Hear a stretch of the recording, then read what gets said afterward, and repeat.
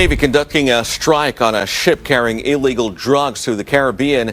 It's part of what the Trump administration is calling a crackdown on drug trafficking from Venezuela. And as Fox's picture a peaceful dawn over the Caribbean Sea, where silver light sparkles on the waves until it's shattered by a massive explosion. On October 3rd, a Venezuelan warship launches a surprise attack on the American oil tanker SS Freedom Star, carrying 3.2 million barrels of oil worth $248 million. But what they didn't count on were two stealth F-35 fighters lurking above Prime to retaliate. Will this reckless move shift the Caribbean's power dynamics or turn out to be a disastrous mistake? Come with us as we delve into the 9 minutes that determined a nation's fate. At 6:30 on the morning of October 3rd in the southern Caribbean Sea, about 45 nautical miles from Puerto Cabello, Venezuela, the water lay calm its surface, reflecting a shimmering silver under the first rays of dawn, like a mirror hiding treacherous currents beneath. Yet beneath that peaceful sheen, tension was building, hinting at a looming geopolitical storm. Just weeks earlier, U.S. forces had carried out a major operation, intercepting and destroying multiple vessels tied to smuggling, including boats suspected of moving narcotics and illegal migrants in the region. This operation dismantled a drug and fuel smuggling network worth nearly $600 million, disrupting key maritime routes across the Caribbean. Washington's message was clear across the region. Any effort to block lawful trade along vital sea lanes would be met with serious consequences. The incident sparked fierce controversy, with Caracas condemning the United States for violating its national sovereignty and denouncing the action as an unacceptable act of aggression. In contrast, Washington insisted the strike was a necessary act of self-defense to protect security and order along international trade routes. Venezuela answered by increasing its coastal patrols and sending advanced warships and reconnaissance aircraft to monitor the movements of U.S.-flagged vessels. What was once a vital trade artery in the Caribbean Sea has now turned into a dangerous fault line where power and ambition collide head-on. The United States has firmly stated it will not tolerate acts that it claims resemble piracy or threats to international trade routes. Caracas has responded with vehement protests condemning U.S. actions as blatant violations of its national sovereignty and fueling rising tensions in the region. Meanwhile, Washington insists its measures are legitimate acts of self-defense aimed at protecting critical maritime pathways. After the dispute escalated, the Venezuelan Navy moved quickly to double its coastal patrol forces, signaling a determined commitment to defend its waters against what it views as unlawful interference. The Bolivarian Navy deployed the Guayaravante 2400, a modern warship weighing 2,500 tons, equipped with advanced missile systems ready to counter any threat. In the air, the C-212 Aviocar reconnaissance plane continuously conducted low-altitude missions using advanced sensors to detect and track U.S.-flagged vessels, transmitting real-time coordinate data back to the Naval Command in Puerto Cabo. These actions turned the vital maritime route from Trinidad to Texas, one of the world's most critical oil transport pathways, into a dangerous sea where every passing ship faces intense scrutiny and the looming risk of confrontation. The Caribbean is no longer merely a body of water. It is transformed into a potential battleground of ambition and power. The SS Freedom Star, a massive oil tanker carrying 3.2 million barrels of crude oil valued at more than $248 million, is heading for Houston, Texas, a refining powerhouse that processes over 800 million barrels annually. The crew of 32 experienced sailors works diligently, unaware that every radar signal on the horizon is fixed on them. The calm is misleading, like the quiet before a storm. Beyond the horizon, a challenge is brewing, a confrontation that will test not just steel and fire, but the resolve of two nations. The Caribbean is no longer at rest. At 6:28 in the morning, a shadowy silhouette cut across the shimmering, dawn-lit sea. The C-212 Aviocar reconnaissance plane, its twin engines roaring, streaked through the calm Caribbean sky. Flying at an altitude of just 4,500 feet, it wasn't simply patrolling, it was on a mission to hunt. The aircraft circled the SS Freedom Star, the colossal oil tanker stretching 1,100 feet long, with cold precision. The aircraft's advanced sensors meticulously scan every detail from the bow to the stern of the ship, capturing every movement. Within minutes, encrypted coordinate data and live imagery are rapidly transmitted to the naval headquarters in Puerto Cabo.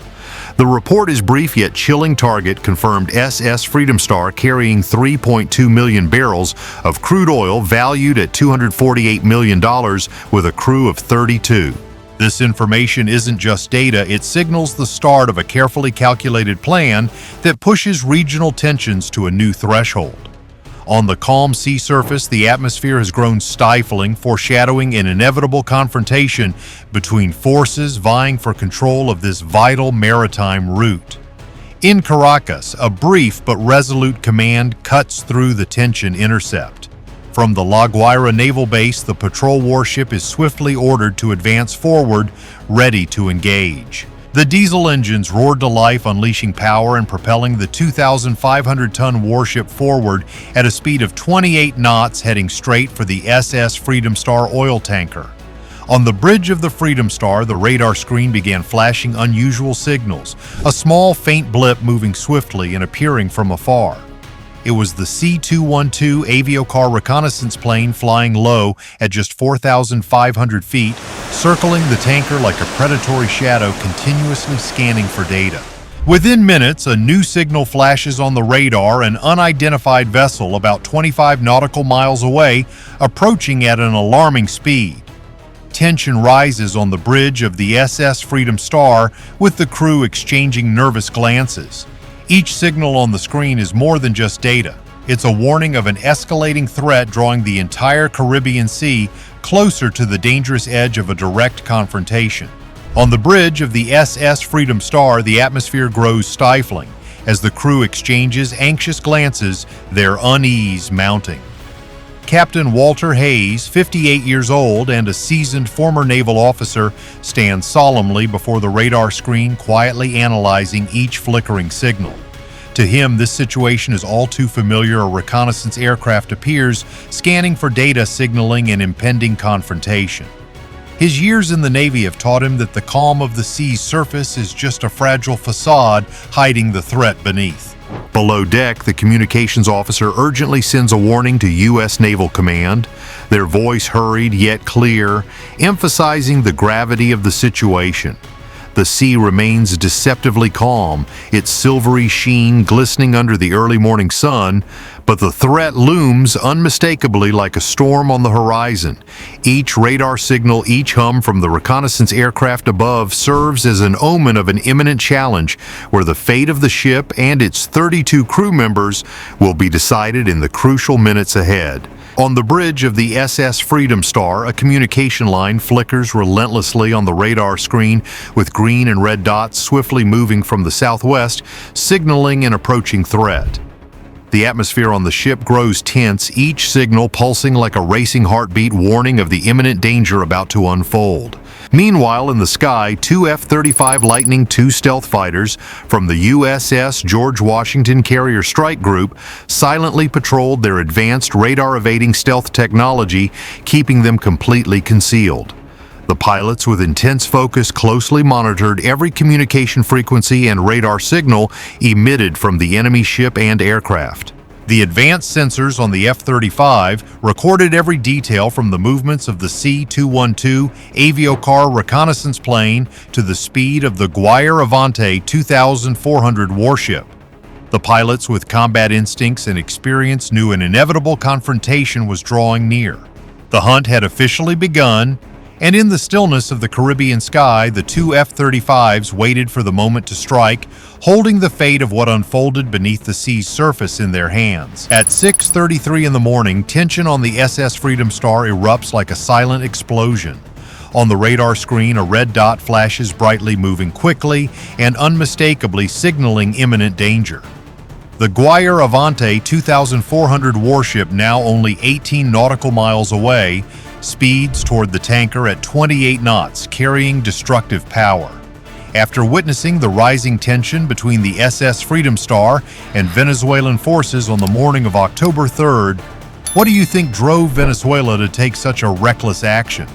Share your thoughts in the comments. On the deck, the Automat Mk, two anti-ship missile launchers, are primed, each missile carrying a 550-pound warhead capable of tearing a ship apart at a speed of Mach 0.9. The atmosphere on the bridge of the Freedom Star grows heavy as the cold voice of the Venezuelan commander crackles over the open frequency. "This is the Venezuelan Navy Command. You are in our waters. Stop immediately for inspection." The chilling warning cuts through the morning silence like a blade. The crew aboard the Freedom Star feels the looming threat as the massive oil tanker faces the risk of attack.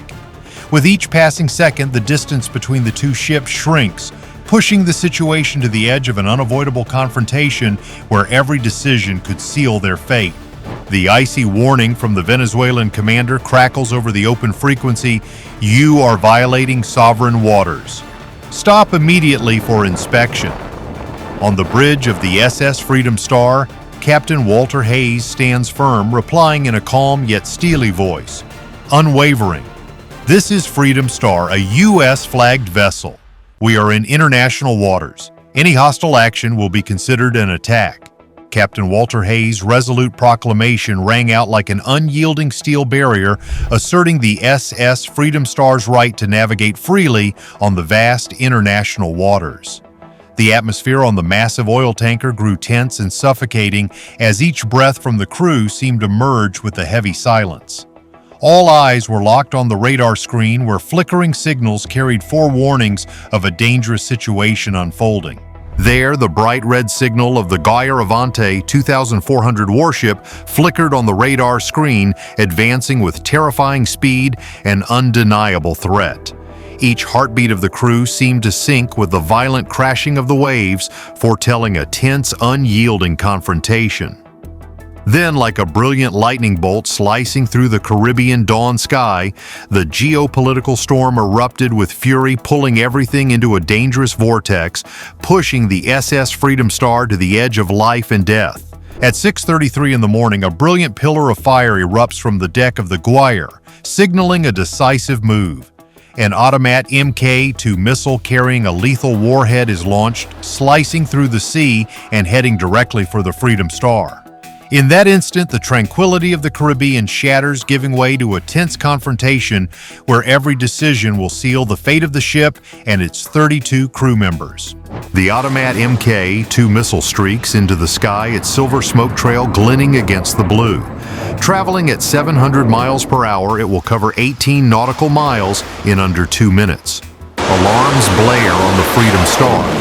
32 crew members rush to the lifeboat stations. The ship, burdened with 3.2 million barrels of crude oil, moves sluggishly, but Captain Hayes' orders are clear and precise.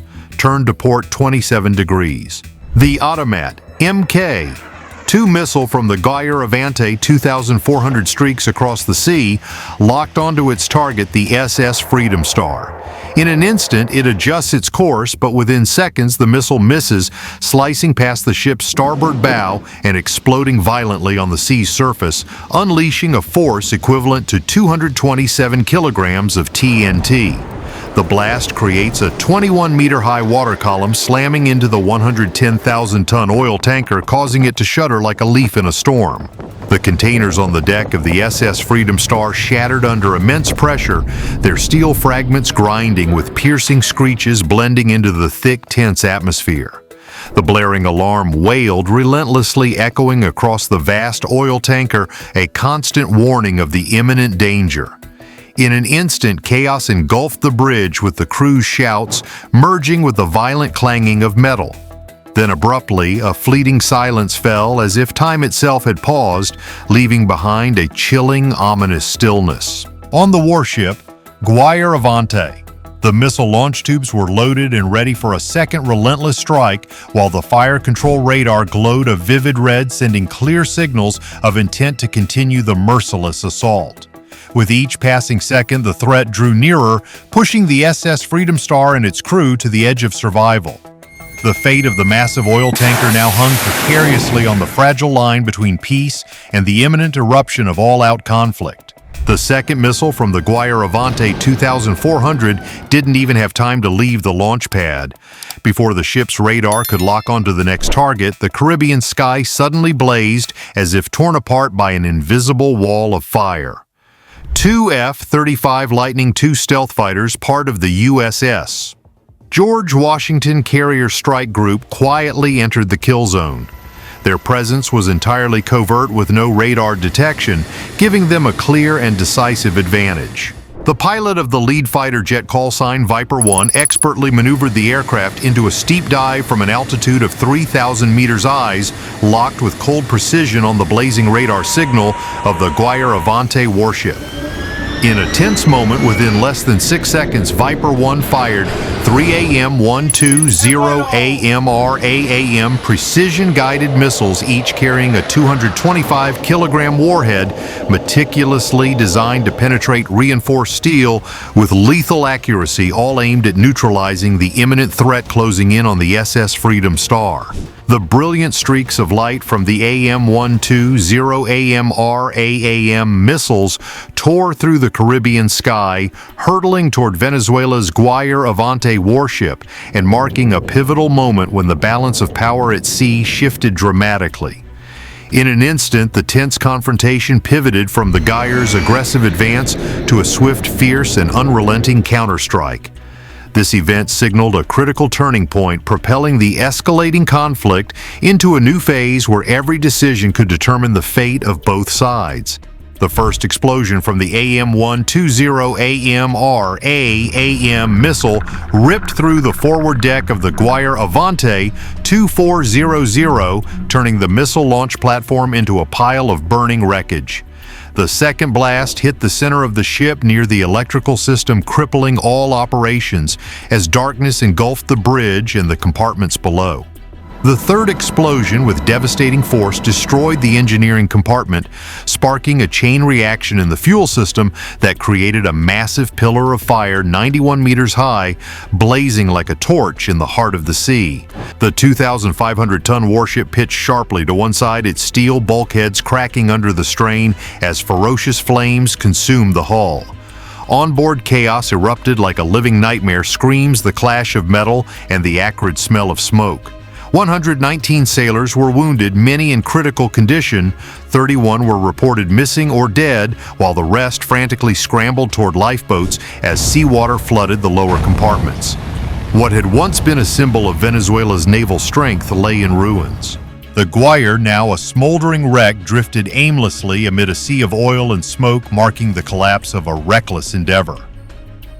At 6:45 in the morning on October 3rd in the southern Caribbean Sea, 45 nautical miles from Puerto Cabo, Venezuela, the Guayar-Avante 2400, once the pride of Venezuela's Coast Guard, became a blazing tomb within just 4 minutes adrift in a sea of black oil and thick smoke. The flames continued to lick the hull, leaving an indelible mark of devastation. But the conflict was far from over. At 6:45 in the morning, the F-35 Lightning II callsign Viper spotted a C-212 aviocar reconnaissance plane attempting to flee, heading north at a speed of 220 knots. Without hesitation, Viper 2 accelerated to Mach 1.3, cutting through the sky like an arrow, closing the distance in under 15 seconds. An AM-120 AMRAAM missile was fired from the aircraft's wing, locking onto the target with lethal precision. The direct explosion tore the C-212 aviocar apart mid-air, its debris scattering across the sky and falling within a 2-mile radius over the Caribbean Sea. That moment marked the end of Venezuela's final reconnaissance effort, leaving behind a silent but haunting sea where traces of destruction still rippled across the waves. The operations room was engulfed in a suffocating silence, broken only by the hum of cooling fans and the monotonous sound of lost communication signals echoing like a reminder of failure. On the central screen, 2 green dots representing the Guayar-Avante 2400 warship and the C-212 aviocar reconnaissance plane had vanished completely, like phantoms dissolving into nothingness. The officers in the room, their faces pale, stared in shock at the screens, their eyes racing from one control panel to another, desperately hoping for a sign, a technical glitch, or any reason to deny what was unfolding. But there was nothing. The truth loomed stark and undeniable. In just a few minutes, two vital strategic assets of the Venezuelan Navy had been destroyed. A heavy atmosphere filled the room, each tick of the clock echoing like a hammer striking wounded pride. The officers, once certain in their plans, now sat in terrifying silence, realizing that a reckless decision had brought about irreparable consequences, leaving a lasting scar on the Caribbean Sea. In less than 9 minutes, the Venezuelan Coast Guard force, once a symbol of naval strength, had been completely annihilated. The atmosphere in the operations room was thick with tension so quiet that the officers' labored breathing could be heard. A communications officer, his voice trembling hesitantly, broke the silence. "Sir, no response from the Avante 2400. No signals, no lifeboats, no signs of anything." By 8 o'clock in the morning, encrypted satellite images from intelligence agencies confirmed the heartbreaking scene. The hull of the Goyer, once a formidable warship, was now nothing more than a pile of wreckage, drifting in an oil slick, stretching 11 nautical miles with thick black smoke, rising and swirling into the sky, visible from the coasts of Grenada and Barbados. A warship sunk, a plane destroyed, the confidence of an entire fleet shattered. The provocative action ended as a cautionary tale. Power without judgment collided with cold precision, and the sea delivered its verdict. Far to the northwest, the SS Freedom Star continued its journey to Houston, escorted by two F-35 Lightning II silhouettes. Below deck lay 3.2 million barrels of crude oil, but above was a greater principle: American lives and the freedom of navigation would be protected without compromise. In Washington, there were no cheers, only press briefings, analyses, and resolve. Victory lay not in destruction, but in restraint. The message was clear: America does not seek war, but it will not shy away from it. As dawn returned, the horizon glowed. Not with fire, but with a warning, a reminder that in this era, precision is peace and arrogance is ash. The sea remembers everything, and today it remembers the cost of pride. As the sun set over the Caribbean Sea, the traces of the Avante 2400 and the C-212 Avio car vanished into smoke and oil, leaving behind a costly lesson about the price of recklessness. The SS Freedom Star continued its journey, protected by the strength and precision of the F-35s, affirming that peace sometimes must be preserved with unwavering resolve. What do you think of this event? Will Venezuela learn its lesson, or is this merely the beginning of new tensions? Leave a comment, share your thoughts, and let's discuss.